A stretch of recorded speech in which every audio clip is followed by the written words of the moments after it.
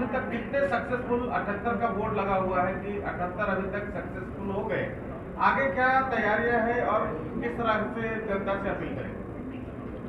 देखो, ये एक कॉम्प्लेक्स प्रोसीजर है और बहुत इंफ्रास्ट्रक्चर लगता है, बहुत मेहनत लगती है, बहुत सारे लोग लगते हैं और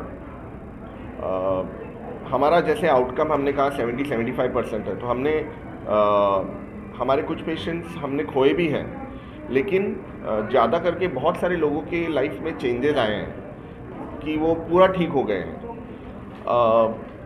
आगे हमारा प्लान ये है, हमने अभी कार टी सेल प्रोग्राम भी चालू किया है, जो एक स्पेशल प्रोग्राम है जिसमें जो स्पेशल कुछ बीमारियां ऐसे होती है जिसमें जहां सब काम सब कुछ रास्ते बंद हो जाते हैं, वहाँ भी एक कार टी सेल प्रोग्राम मदद कर सकता है कुछ तरह की बीमारियों में। तो अभी हम फोकस कर रहे हैं आउटकम्स पे, लॉन्ग टर्म सक्सेस पे।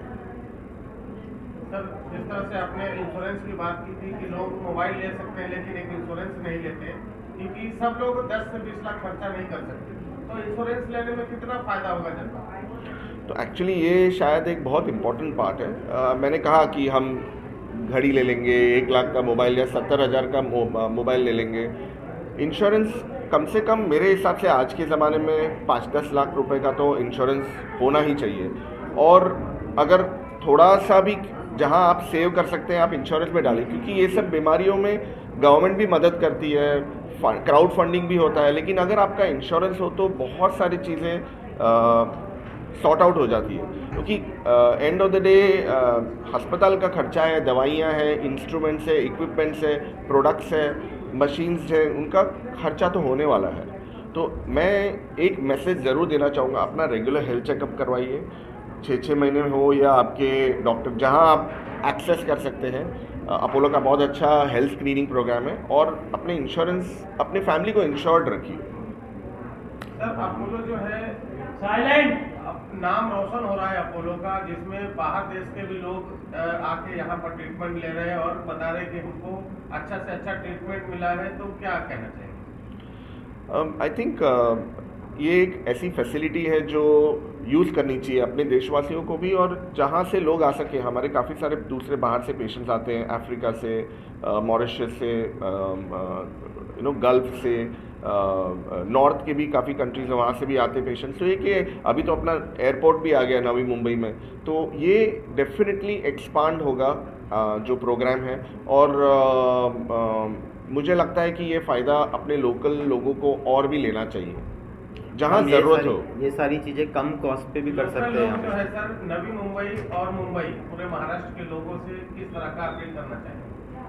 मैं सिर्फ ये कहूँगा कि अपनी हेल्थ पे ध्यान दीजिए, अपना हेल्थ चेकअप रेगुलरली करवाइए, क्योंकि डॉक्टर विपिन भी अग्री करेंगे, डॉक्टर अभिजीत भी अग्री करेंगे कि बहुत सारी बीमारियां हमें रूटीन हेल्थ चेकअप पे पता चलती। मैं तो बोलूँगा 50-60% लोगों को पता भी नहीं चलता है कि उनको ये बीमारी है।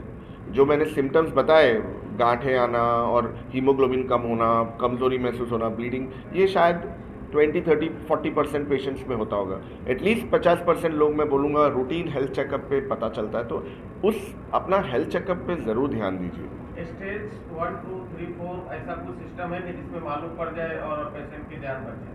नहीं, तो जैसे खून के कैंसर्स में स्टेजिंग अलग प्रकार की होती है। जैसे एक सॉलिड ट्यूमर होता है, अभी आज का एरा ऑर्गन स्पेसिफिक डिपार्टमेंट, जैसे अपोलो की खासियत ये है कि हर एक ऑर्गन स्पेसिफिक डिपार्टमेंट, जैसे सर्जिकल ऑन्कोलॉजी है, हमारे जो डायरेक्टर है डॉक्टर डी क्रूज, या मेडिकल ऑन्कोलॉजी जैसे सॉलिड ट्यूमर्स है, सार्कोमास हो, ब्रेस्ट कैंसर्स हो, वैसे ही एक हीमेटो ऑन्कोलॉजी होता है, जिसमें हीमेटो ऑन्कोलॉजी मतलब रक्त के कैंसर्स और खून की बीमारियां, जैसे जो नॉन कैंसरस हो, जैसे एप्लास्टिक एनीमिया हो, इम्यूनोडेफिशिएंसीज हो, ऐसी ब्लीडिंग डिसऑर्डर्स हो। हमारा हीमोफीलिया का प्रोग्राम भी हमने चालू किया है, वो काफ़ी चल रहा है।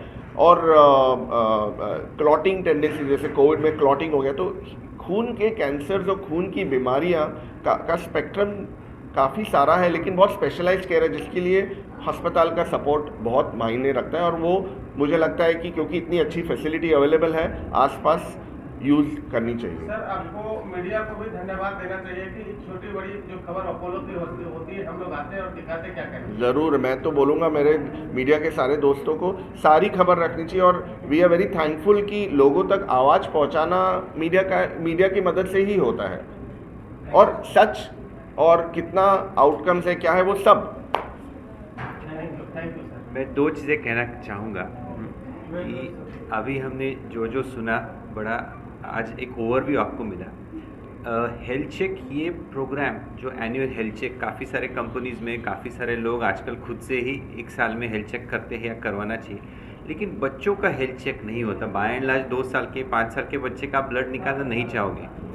तो 2-3 चीज़ मैं यहाँ पे कहूँगा कि अगर सिर्फ हिमेटो ऑन्कोलॉजी के लिए नहीं, इन जनरल अगर आपका बच्चे का हाइट या वेट ठीक से नहीं बढ़ रहा है, या फिर उसका वेट सडनली कम होने लगे, या फिर उसकी डेवलपमेंट स्लो हो रही है, या फिर वो बार बार बीमार पड़ता है, कमज़ोर है, उसके क्लास के बच्चों में अगर आप देखोगे 3 साल का बच्चा नर्सरी में, यू सडनली फाइंड अरे ये छोटा है या उसकी डेवलपमेंट ठीक नहीं है, इन सारे बच्चों का आपको डेफिनेटली वर्कअप करना ज़रूरी है।